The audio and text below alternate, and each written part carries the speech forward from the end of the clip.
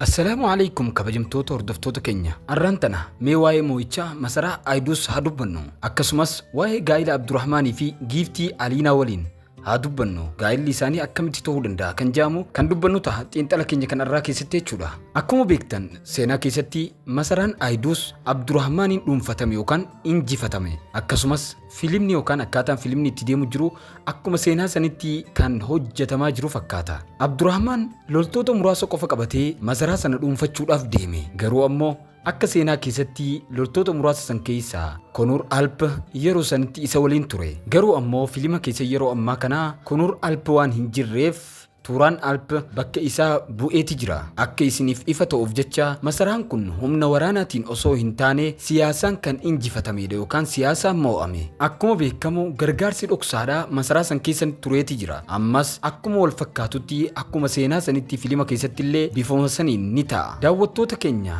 akkuma beektan giiftiin Aliinaan akka obboleessa ishee Andireesiitii miti. Faallaa kanaatiin isiin deeggartuu amanamtuu imperaatora duriiti yookaan imperaatora yeroo jalqaba abbaa aspoorchaa saniiti jechuudha. Kanaafidha yeroo filima keessatti Abdurrahmaan waa'ee imperaatora haaraa amma muudame kana yeroo inni deeggaruu isaa itti dubbatu isiin Abdurrahmaanitti baay'ee mufattee turte filima darbe keessatti jechuudha. Amma garuu Abdurrahmaan yaada giiftii duree tanaa beekeeti jira jechuudha. Garuu ammoo ganaa kana booda yaada yookaan faayidaa mataa isaatiif itti fayyadamuuf ni yaala jechuudha giiftii tana. Innis imperaatora haaraa kana akka mormuu ishee ni amansiisa. Kunis Abdurrahmaanii fi giiftii Aliinaa tana walitti ni dhiyeessa. Kana qofa osoo hin taane akkuma filima keessatti gartan hedduu isa dinqisiifattee akkasuma ijaan baay'ee akka isa ilaaltu filima keessatti mul'ateeti jira.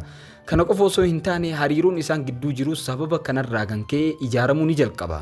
Abdurrahmaan ajajaa Usmaaniyaa ta'uu isaa yeroo hubattu dhugaa isaa osoo beektuu ammallee isa ni deeggarti. Haala kanaan gargaarsa giiftii Aliinaatiin masaraan Aayidus ni mo'ame jechuudha.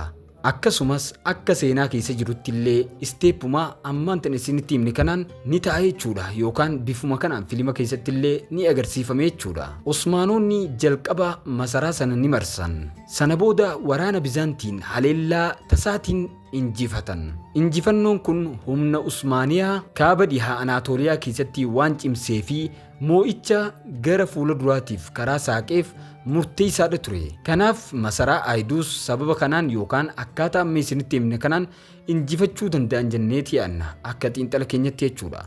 Kanumaan wal qabatee waa'ee mata duree keenya kanarraa waa'ee gaa'ila Abdurrahmaanii fi giiftii Aliinaa isinitti himna. Gaa'ila isaanii keessatti moo'icha Aayidus kan beekamaa ta'e sirritti seenaa jaalalaa isaanii irraa kan ka'edha. Akka duudha tokko tokkotti maqaan giiftii duree kanaa yookaan maqaan giiftii duree Aliinaa turte kanaa Mahberii jedhamee ni waamama yookiin seenaa keessatti maqaa wal fakkaatuun kaafamti. Erga injifannoo masaraa Aayidus arkatanii booda isiin islaamummaa fudhattee Abdurrahmaanitti ni heerumti yookaan wal fuudhan.